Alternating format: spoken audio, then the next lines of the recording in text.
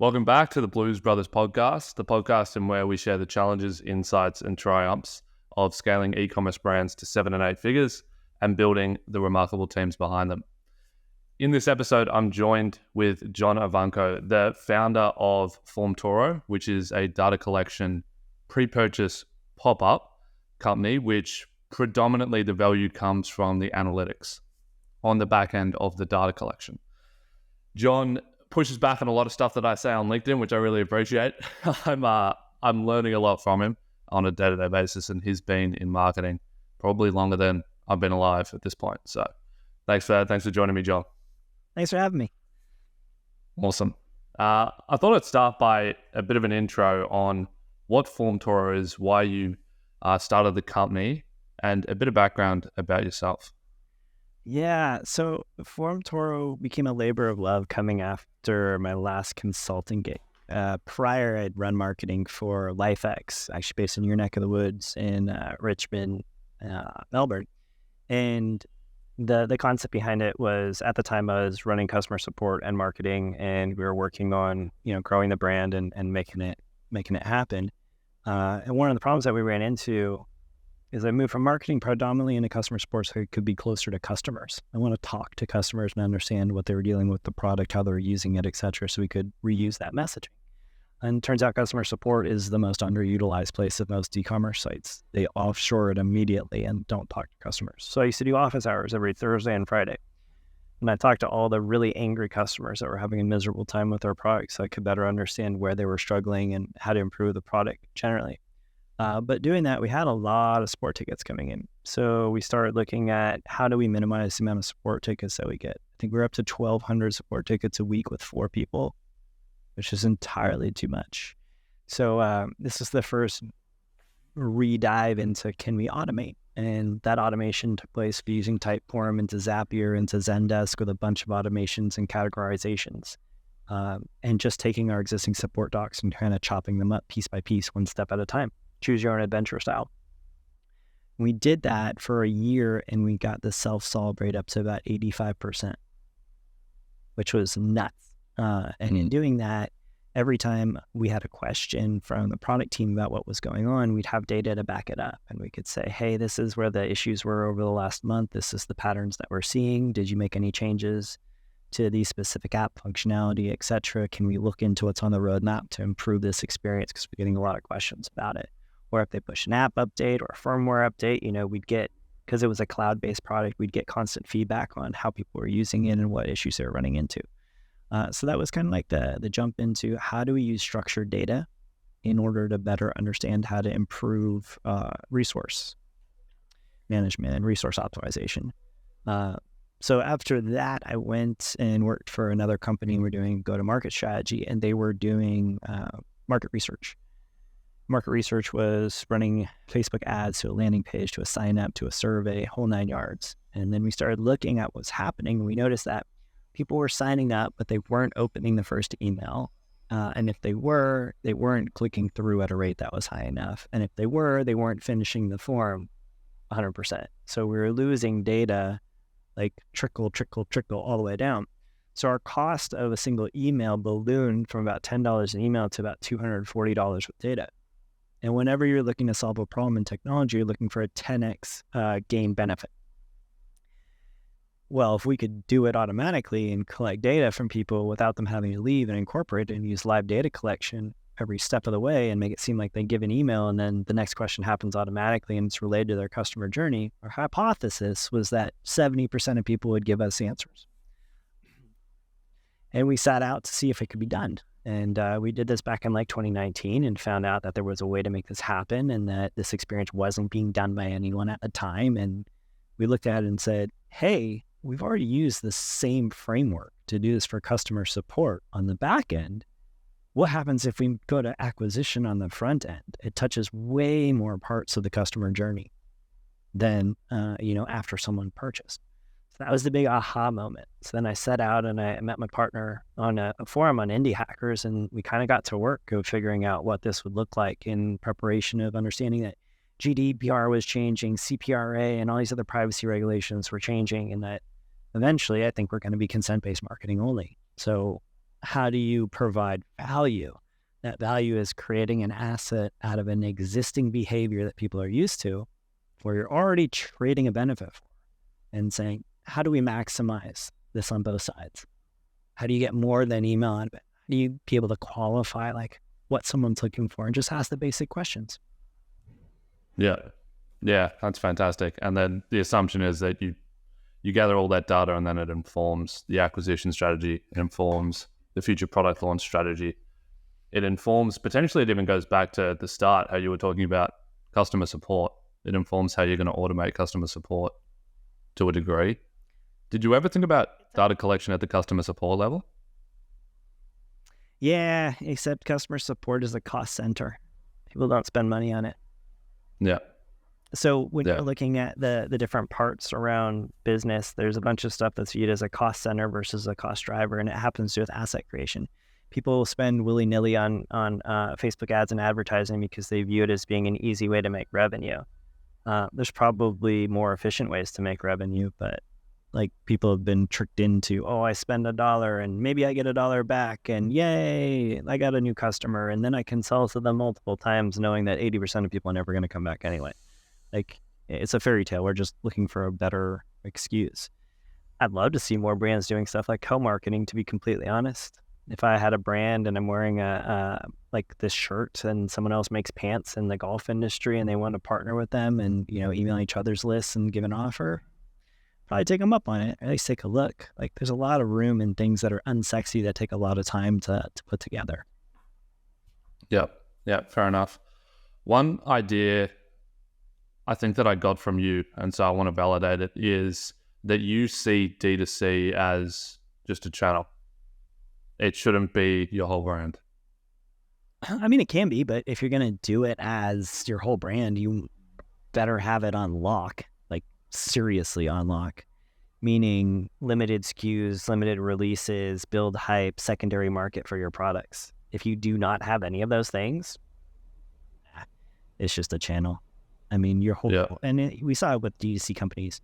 If you look back, like 2012 was when D2C really started taking off. There were the Everlanes, Dollar Shave Club, everything else. And the whole goal was cut out the middleman, scale.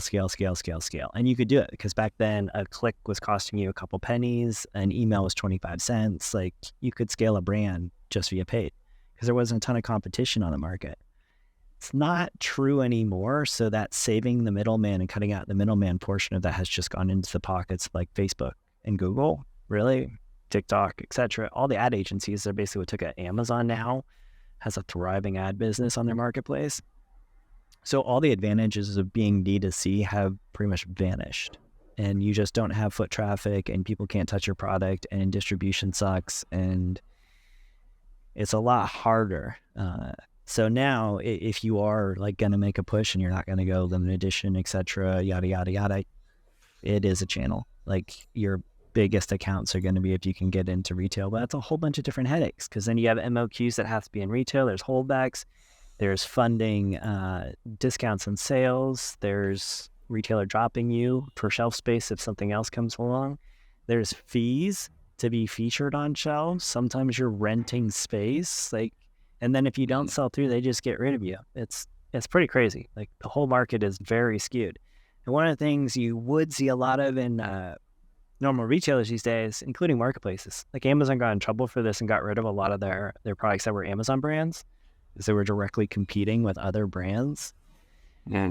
Nordstrom, though, has its own line. CVS has its own line. Walgreens has its own line. All these stores have their own line and own brand of stuff. Even your grocery store has its own line of stuff, just rebranded and white labeled. So it's the distribution partners are the ones that are able to quickly just go to their suppliers and like white label stuff and then undercut you. And they already have built-in distribution. So it's getting really interesting. And Shein, Temu, etc., going direct from manufacturer, that's just the start. Like, it's seriously just the start.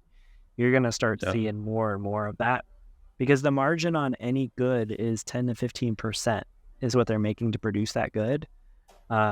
It's 25% basically is what it's costing you in terms of ads in order to get in front of someone, assuming your ROAS are good. 10 to 15% minus 20 equals 5. So if you're a manufacturer direct and you see an avenue to doing that, you're about to cut out the middleman, which has now become D2C.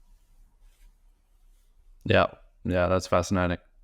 You did have a post a while ago, which I found real eye-opening, which is that you said retail costs equals essentially ad costs. So everyone's under the assumption that they're getting essentially a better deal when they're advertising on Facebook and Google because they have a 5 ROAS or a 4 or a 3 now when you're at scale. But a 3 ROAS is the equivalent to a retailer taking 33%. And so... yeah, it's all like sleight of hand. How much should a good actually cost? If a good's being marked up 5x its price in order to make a profit, which is normal in D2C, what's the alternative for far less? Something not talked about, really not talked about in retail. TJ Maxx is on a tear right now. I don't know if you know who TJ Maxx is, but they're a discount broker, much similar to Ross, or I don't know what the equivalent would be in Australia. But they sell a lot of big brands at super discounts. It's kind of like a clearance channel. Nordstrom just announced that Nordstrom is doing Nordstrom Rack, which is their same version of that, because the spending on the lower end far dwarfs everything else. Someone gave me some insider information years ago, so I think it's okay to share. But they did a deep digest on all that business, and a lot of very big brands made more of their revenue off of those discount channels than they did directly through their retail store establishment, vertically integrated. Like, wow. This is what people don't really understand. It doesn't cost a lot to make stuff.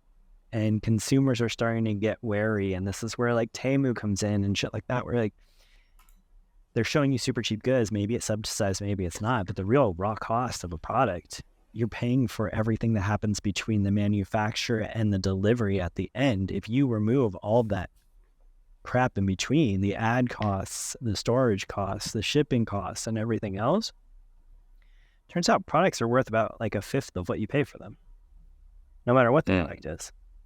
And that's pretty crazy because you're wearing a shirt right now, right? And maybe like this is what always gets me. There's t-shirts now that are selling for like something like $54 a t-shirt. And like the material cost on that is still, even at the high end, maybe $6 for that. The cut and sew at the high end is less than $10. That's a $16 shirt that they're trying to flip for that price of nearly $5, right? Like that's just the way this stuff goes. Is it really worth it? Nah, probably not. Is there a market to pay for it? Maybe there's a market for everything. I don't know. But I see the commoditization of goods happening at such a rate that I don't know if that market's always going to be there. Yeah, that's interesting. I would argue that branding is probably more compelling to some of the market than the commoditization of the product will end up being. But I could be wrong. Do you know who owns half your brands? Your VF Corporation? No. Okay. Well, after this call, you go look up VF Corporation and see how many brands that they own. Because North Face, Supreme, Timberland, Nautica, it's all VF. All these big brands that we've known for ages are all commoditized and they're conglomerates, really, essentially. It's big brands that own a bunch of little smaller brands that are all part of one big giant happy family to make that happen.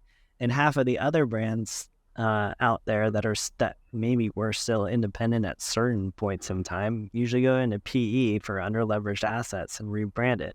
It's like Ray-Bans Ray-Bans used to be sold in gas stations for $20, and then I believe Luxottica took over the brand name out of Italy, and then all of a sudden now they have luxury lines going for tons and tons of money. Like it's all branding. You're right, it is branding, but nostalgia is huge right now. If you found brands that used to be around that aren't around anymore, but were around like 30 years ago, and you just relaunched mini brands with same quality stuff, you do really, really well. And we're just seeing it over and over. Champion as a brand, Starters coming back as a brand. These were all brands that were huge during the 90s and just went to die. I'm waiting for someone to bust out Russell Athletic from when I was growing up in the 90s and like just do fleece again. Like it'd make a killing. Nostalgia kills right now. Yeah. And do you think nostalgia will ever be driven down in pricing because of commoditization of products? You're watching things go up in pricing, which is pretty crazy because these brands used to be really cheap, like really cheap and affordable. And now nostalgia is claiming a higher price point on them, which is absolutely it's unreal to me. But at the same time, there's always going to be someone new that comes onto the market that makes a good product. Like, you know how there's been a lot of stories about D2C brands that do like the basics, whether it's, you know, t-shirts, etc., yada, yada, yada.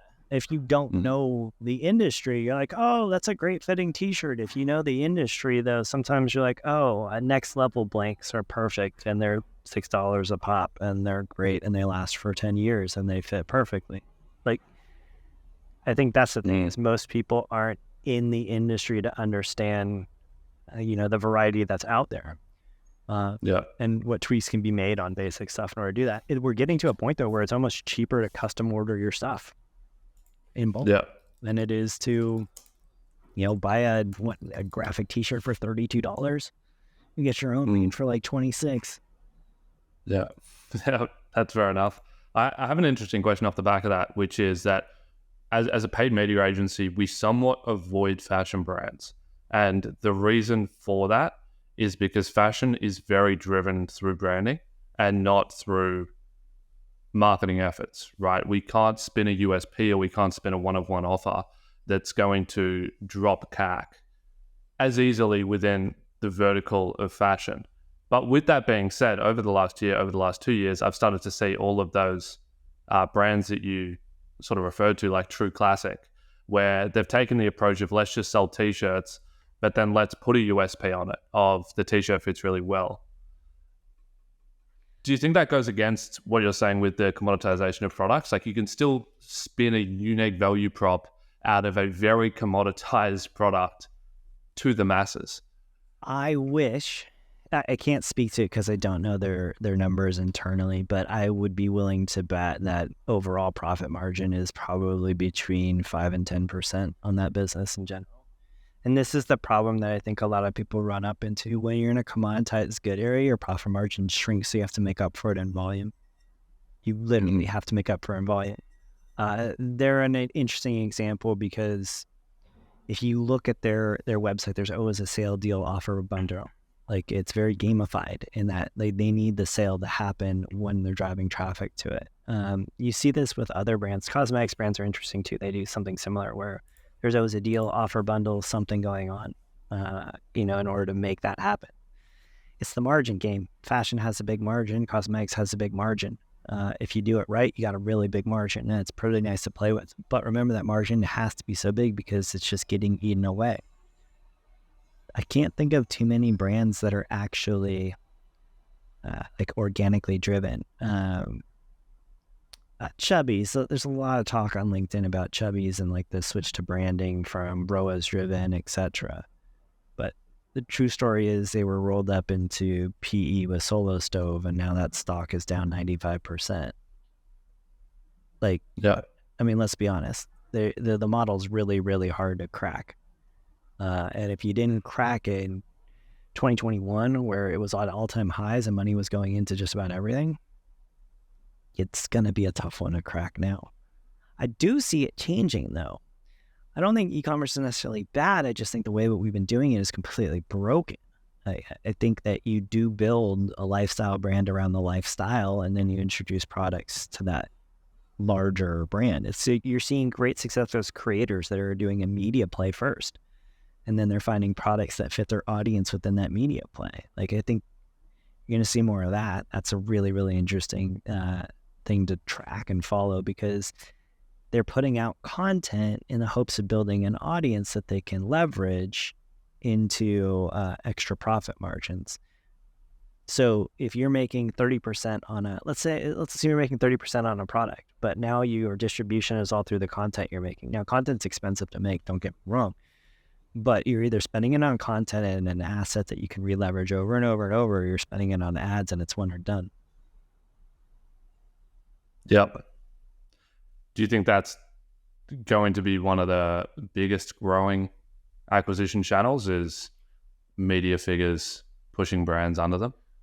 Until it gets overly commoditized. Like, honestly, I think it's all going to be commoditized. Some brand launches don't work out. Some do. Some make money. Some don't. It just depends. Like Kanye's little launch with that Super Bowl commercial.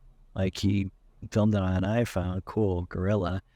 He spent whatever, I think $3.5 million for it. He wasn't in major markets. He was just in some markets building hype. He's great at marketing. It's a great play. But at the same token, like, does that work for someone that doesn't know him? No, it's already a thing. It's why the biggest brands in the last like 10 years have all been celebrity driven. If you think about the big exits, it's Ryan Reynolds has a bunch of big exits. Aaron Paul and Mezcal with Bryan Cranston, they exited really quick, like 18 month exit on their Mezcal brand for like 51%. Liquor's interesting though. It's all branding. So you pick places where it's all branding. I think Kevin Hart has a new tequila.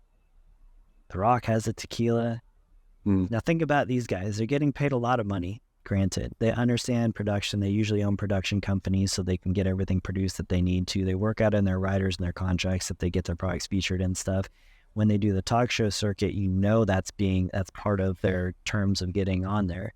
They're able to leverage existing, and when they're traveling on that talk show circuit to do stuff for a movie, studio's picking up the tab on all their stuff because it's promoting the movie. It's part of the gig.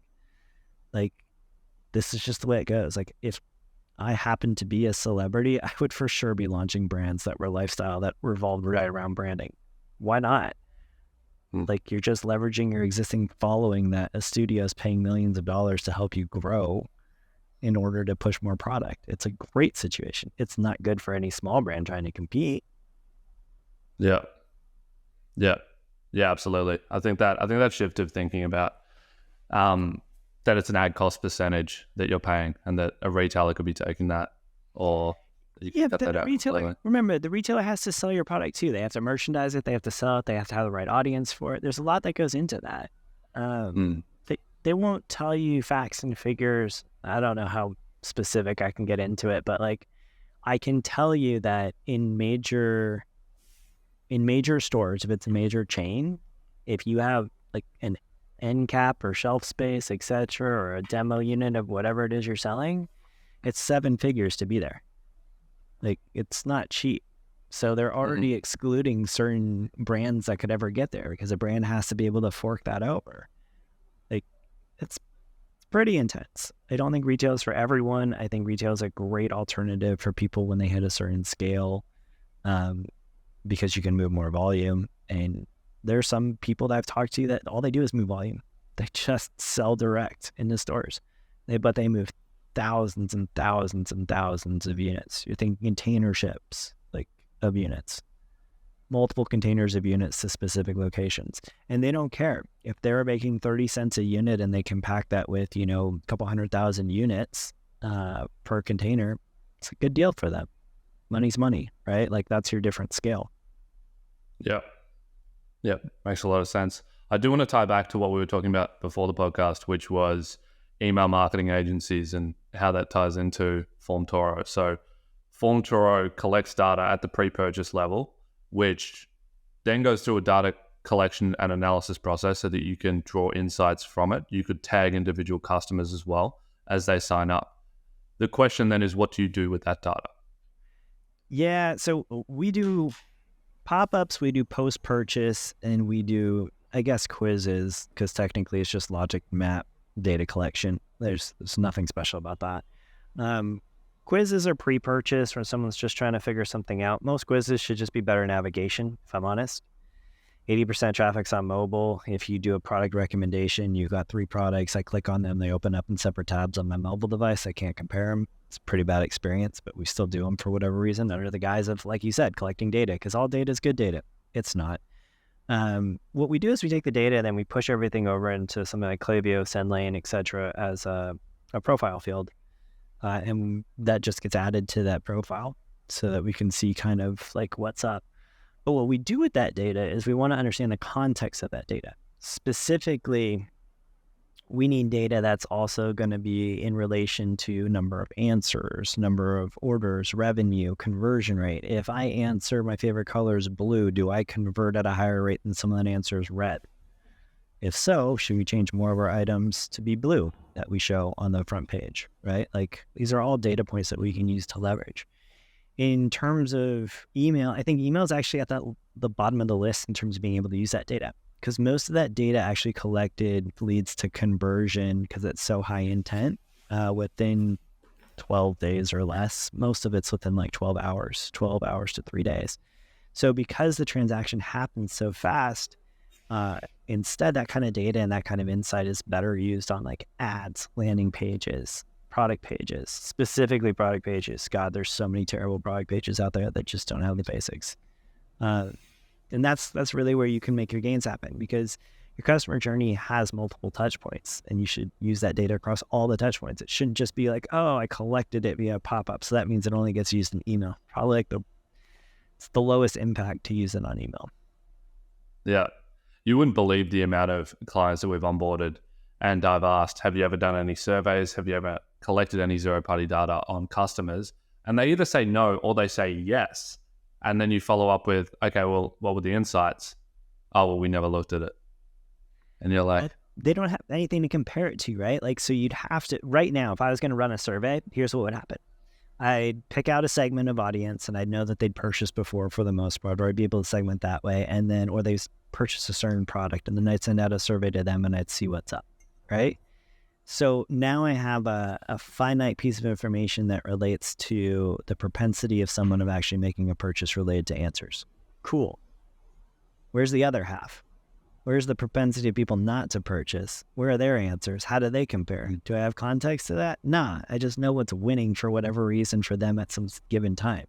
Unless I said, what was your mental status when you decided to make this happen? You don't get a lot out of it. I got more out of customer support than I did out of any survey we ever sent. And people love surveys because then they get to qualify all the open-ended answers in a spreadsheet and then tag them and then say, oh, this is what's coming up, and, try to figure it out, blah, blah, blah. Now we have AI to summarize this stuff and set up an analysis. So we've been doing this shit for years. The problem with it is it's so far removed from when someone decides to make a purchase that people just don't care. There's no consideration for that. Oh, will you share this? Can we bribe you to share this so you come back again? So you're only going to get answers from people that were likely to purchase a second time, which is good. At least you're narrowing it down that way. But now you got to figure out what about them is different from people that aren't going to purchase a second time. Makes it really tough. Yeah. And you're not going to follow up with, hey, I noticed you didn't fill out this survey. Can you fill this out again and tell me why you're not looking to purchase a second time? No one does. Yeah. Yeah. Yeah. Well, what would you say is the most valuable insight of zero-party data collection? If you're doing it right, honestly, what we found is we tie it back to your ad spend in terms of quality of subscriber. So your ads aren't based on ROAS anymore. They should never be based on ROAS, because ROAS is a one-to-one time period and some people take longer than others.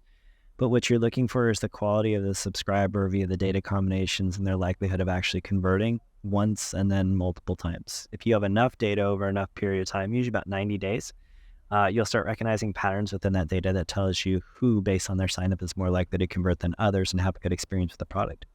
If I come into a store that sells jackets and I say I'm looking for a jacket that's going to be waterproof and lightweight, right? Those are my two criteria that you collect. And you sell a bunch of jackets that are heavyweight and wind resistant but not waterproof, right? Like, we're probably not going to be a good fit. So when we find that pattern of whatever ad is depicting whatever, and it's leading to answers that are similar to what we're trying to focus on, and we can connect those data points, and then we can say, hey, statistically speaking, people that care about stuff that's rainproof make us more money. How do we find more people like them? Oh, let's look at our ads, look at our subscription intent data. Let's see who's signing up and saying rain jacket, and let's see what their conversion rate is. Do they have a higher likelihood of converting multiple times over one time based on all of our data collected?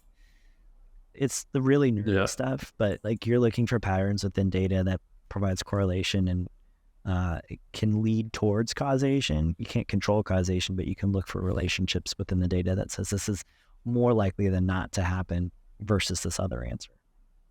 Yeah. I think there might be either a misunderstanding or miscommunication around zero-party data being more linked to the acquisition strategy than it is to a retention strategy. I think simply because the customers are getting tagged and that's getting pushed into your ESM. Yeah, so the other thing is that the email agency tends to own the pop-up.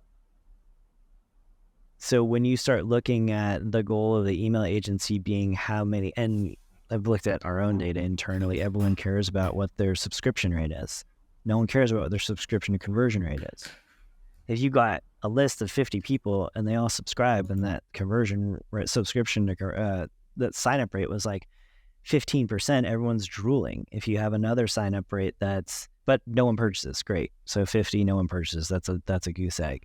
But if you have this other one that only like sign-up rate is 2%, but 90% of them purchase, you just got a lot more sales there. You just got, 45 sales coming out of that. Like, which one are you going to take at the end of the day? 45 sales. Yeah. Like, that's the thing is we like to hype up KPIs that aren't relevant, or they're not relevant without context. And I think that's been the biggest problem, is that we have to unlearn what we've been told, because prior there wasn't a good way to track all this stuff. And now there's better ways to track all this stuff, and we can kind of figure out what's going on during that journey. What would you say are some other KPIs that are overhyped? Yeah, ROAS is overhyped. Blended ROAS I still like as kind of a thing.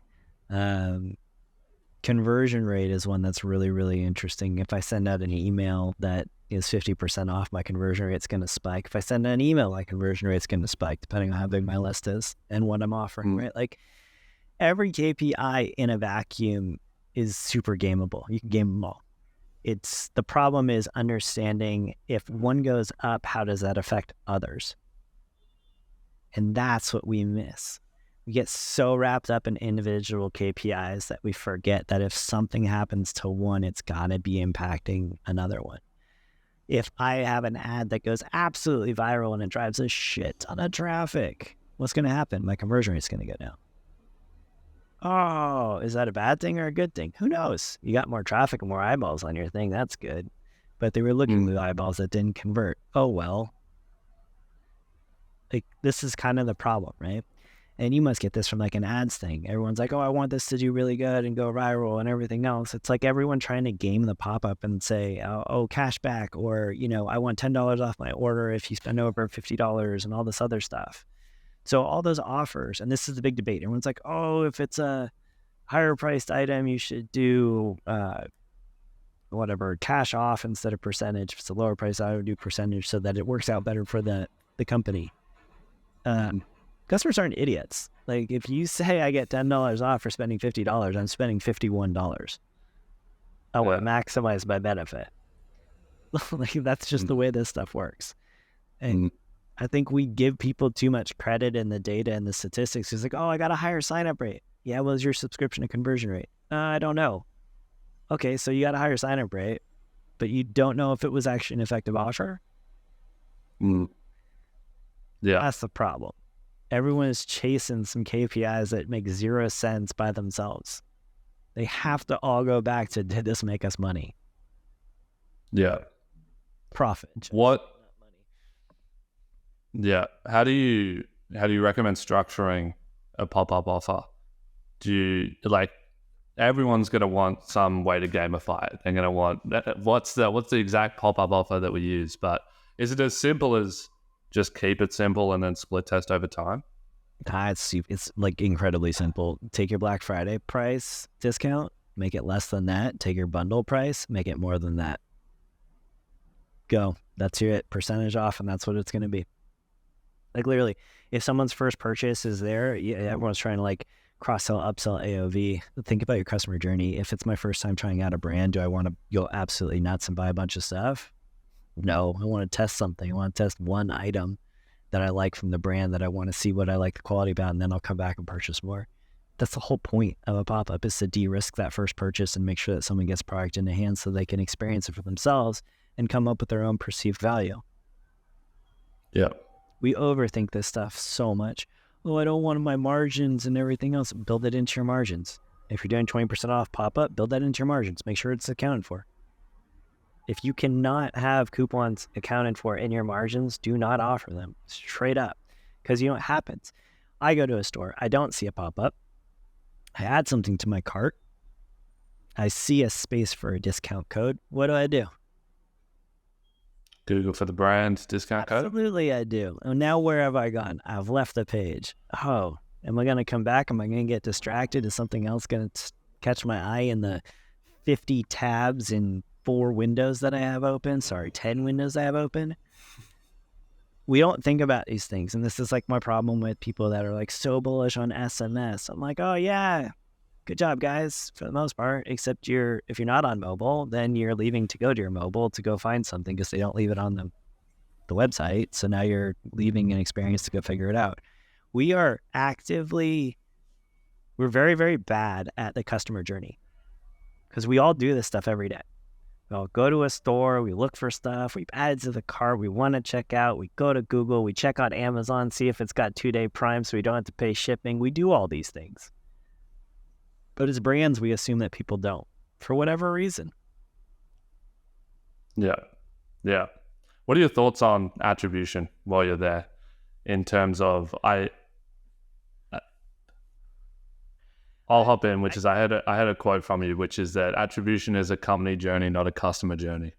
It is. It 100% is. You can't tell me how I found a product. I can't tell you how I found a product. I have zero incentive to fill out a post-purchase survey after I've purchased something. That's the truth. Like, there's a whole subset of people like me that we're not going to provide data. Like, it's just there. You might see me click on 4 or 5 different products on a page before I settle on one, but you have no idea why I picked that one product. Did I see you on Facebook as an ad? Did I see you on TV as an actor wearing you in a show? Did I look for something similar to someone was wearing on a show? I'm bullish on things like Amazon that want to let you stop and see what products are available in a screenshot. That saved me so much time because there's so many times like, oh, that's a kind of a cool jacket. I wonder if that style is available. How do I find that? Reddit's great for this. Reddit does a deep dive into what people are wearing, what brands are similar, etc. What's his face on the Bear had the white shirt that's like $320 like white t-shirt. It went absolutely nuts and everyone was talking about it. Like, these are kind of the things that these are the way that people discover products. And there's no attribution in this world that can track all that stuff. It's kind of like a wasted errand. I think instead of focusing on attribution, we should just focus on branding, attitude, and messaging. Honestly, like, your audience is on every channel. You just need to come up with the messaging that relates to them. Yeah. What about if I am doing $100,000 a month, maybe $150,000 a month, and I have a paid media agency, I have an in-house marketing manager that does the EDMs, and then I have an SEO agency as well. And I'm sitting here going, I want to grow my brand.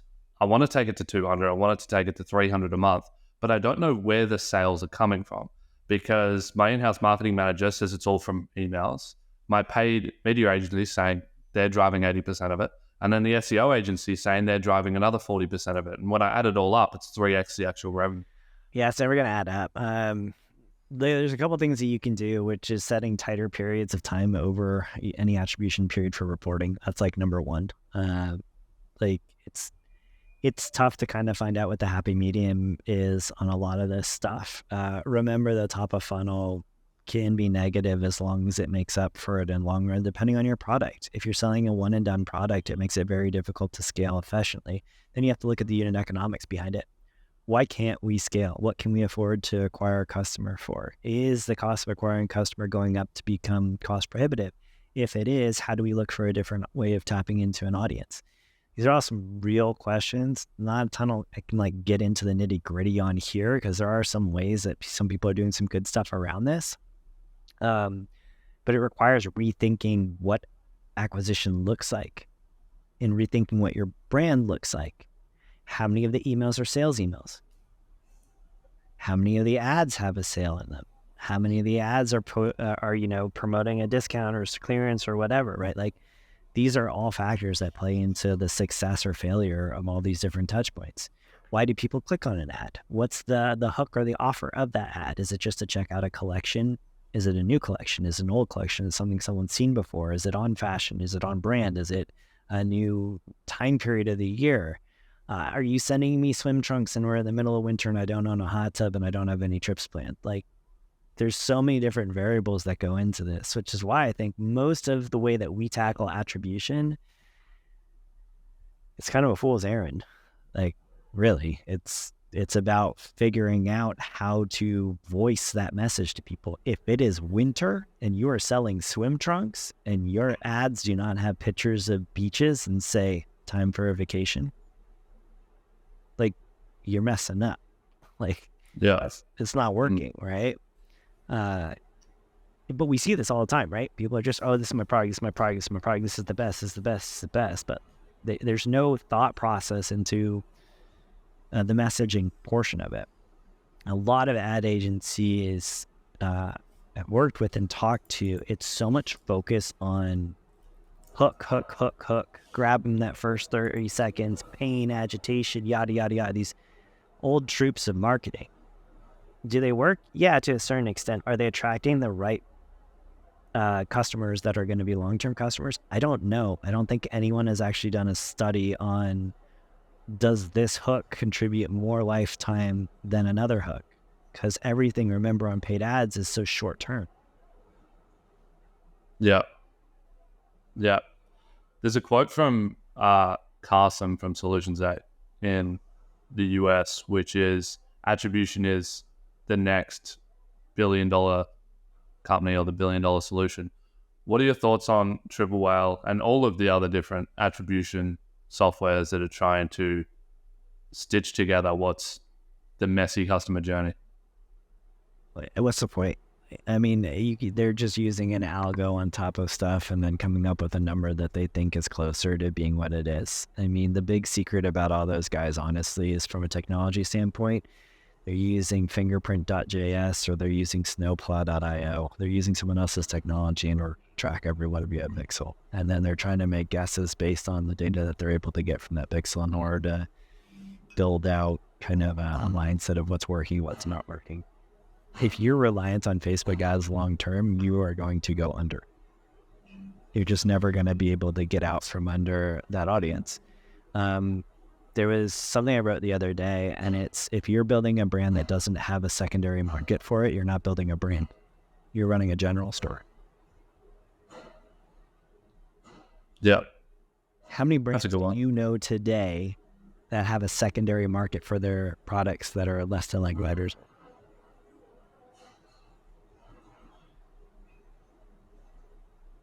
Yeah. I couldn't name one. They don't exist.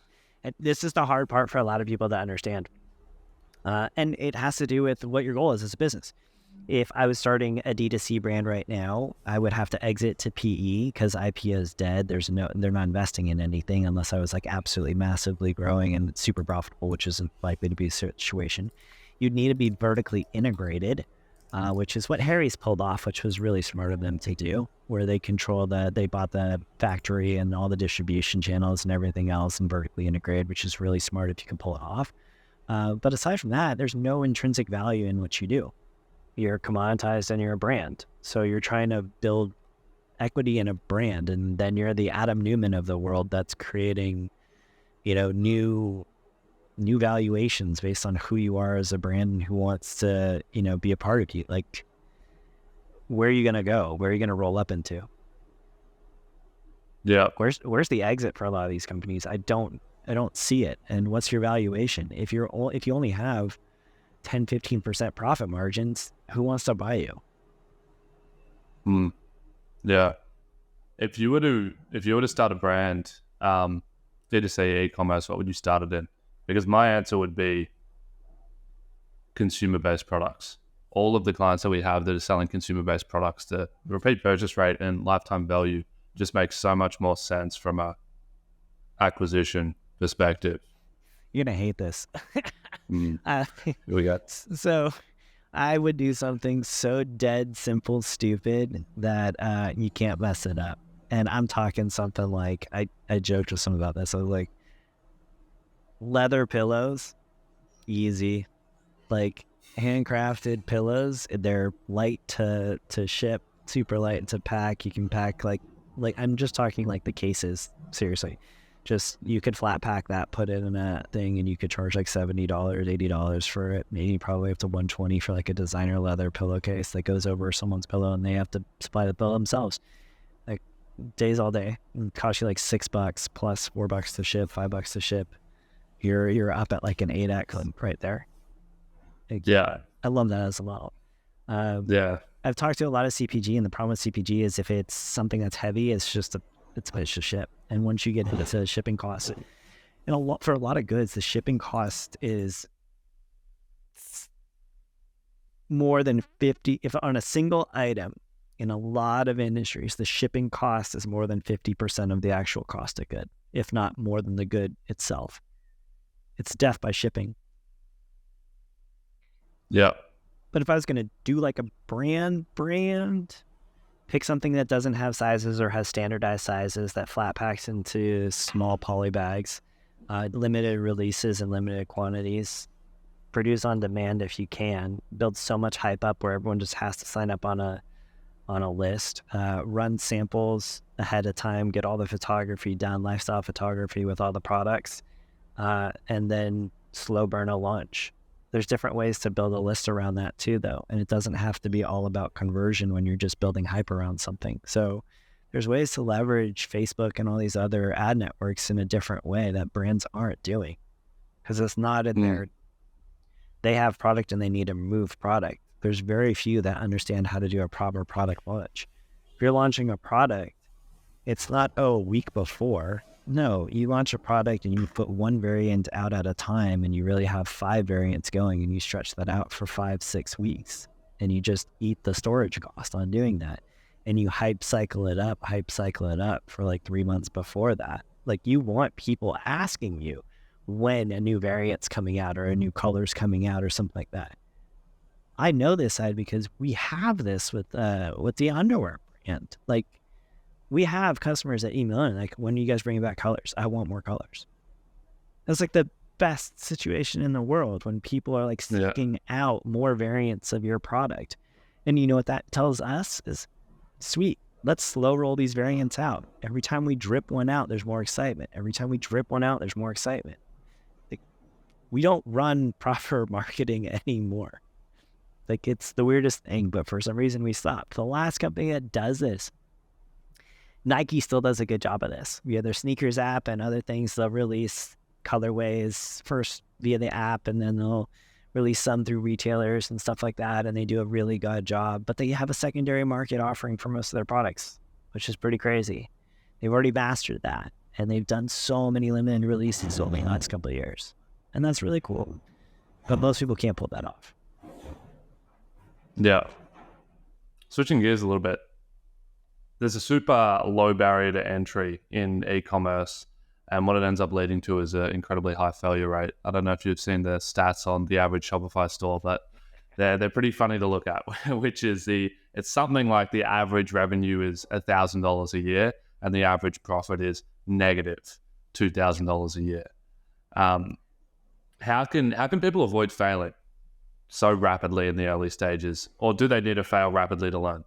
I wrote a post, and they got me banned from Reddit eCommerce. And I said everyone should stop trying to start a store and start a newsletter instead. And the reason why I said that is, I said you still have to acquire customers, gain interest, and have something of value to share. There's plenty of products out there. Actually, on a call earlier today, I go, like, if you really wanted to arbitrage this industry, you would just, be a software program, get installed, understand someone's data, find people that were failing and going downhill. They're going to go out of business, and then you offer 10 cents on the dollar for all their leftover inventory, which moves your margins to 90% on that. And then you just need to outmarket what they had, and you have enough margin to play with. This happens all the time. There's people that get involved in business that don't understand all the things that are required in order to be successful in business, and they have dead stock. The first person that opens up like a dead stock website where you can just purchase dead stock to take over stores, like for pennies on the dollar, that's how you learn.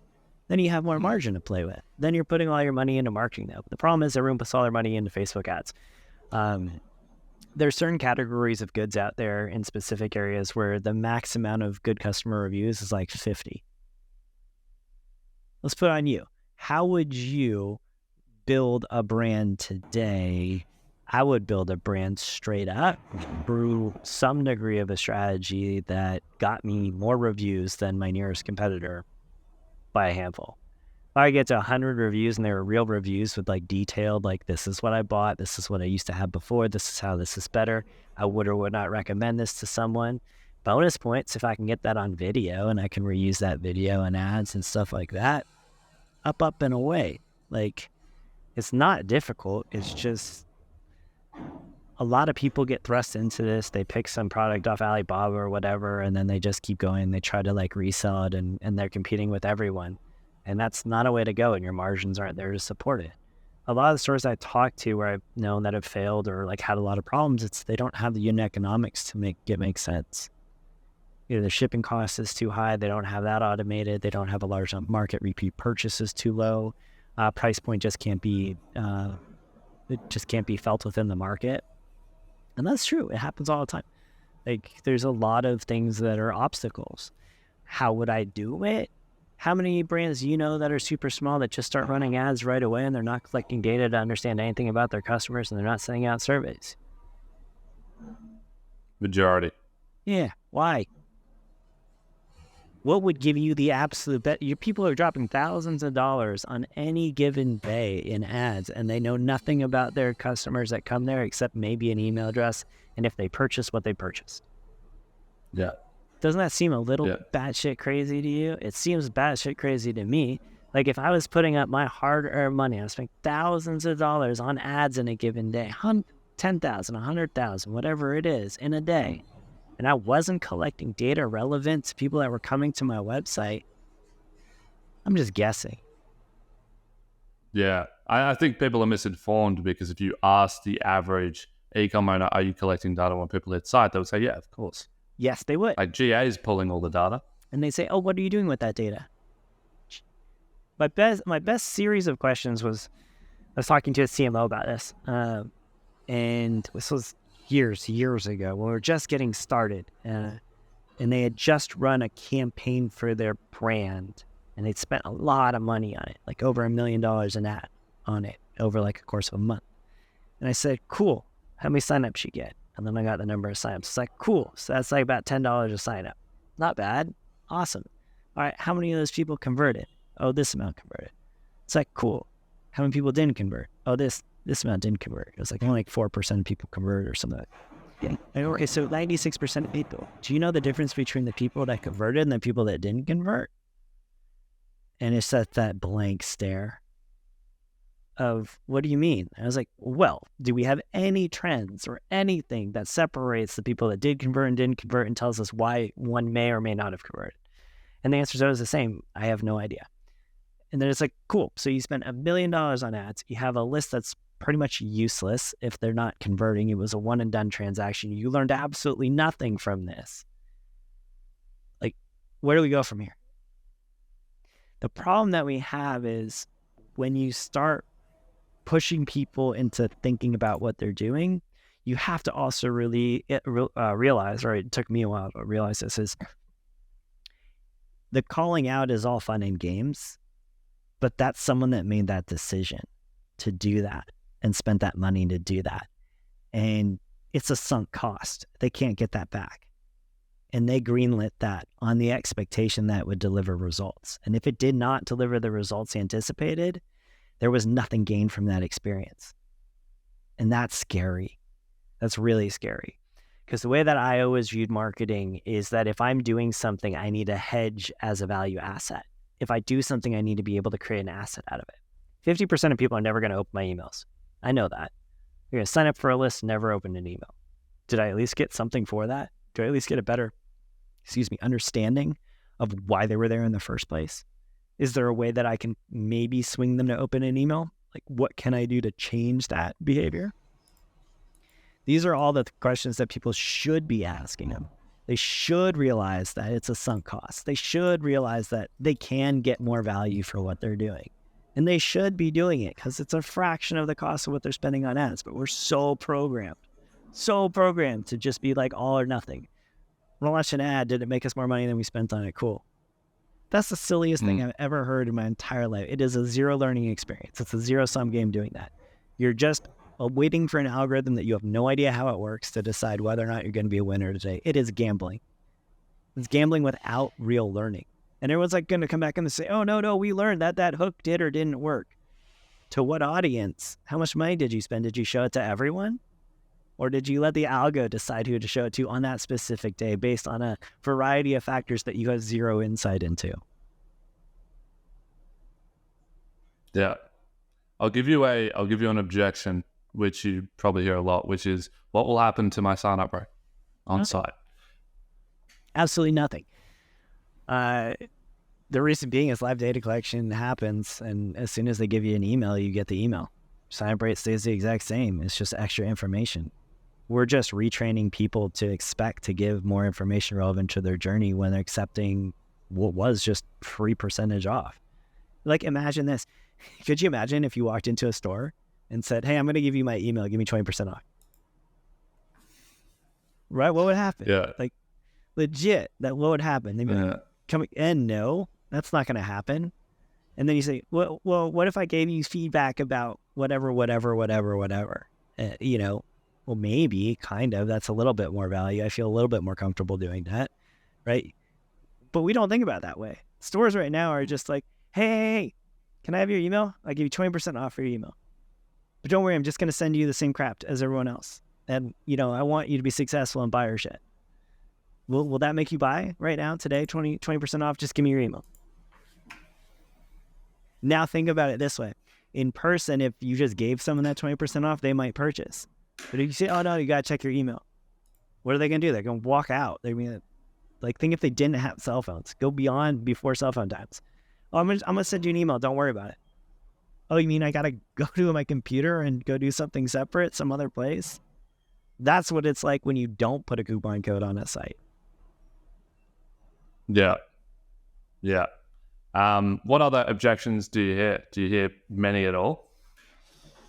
I think a lot of it is people are concerned about friction. They're concerned about people converting less. People tend to be more invested in that journey and they're ready to do that. But if we ask one question on all of our forms, which is, when are you looking to purchase or upgrade? Today, in a few days, in a few weeks, in a few months, right? That's just a level set one. A lot of people say today more often than not, but not everyone's ready. And people that aren't ready convert at a lower rate than everyone else. So you need to understand who's signing up for your list. Like, if you can't convert that high intent list, you're not going to be able to convert other people on your website. I view it this way, though.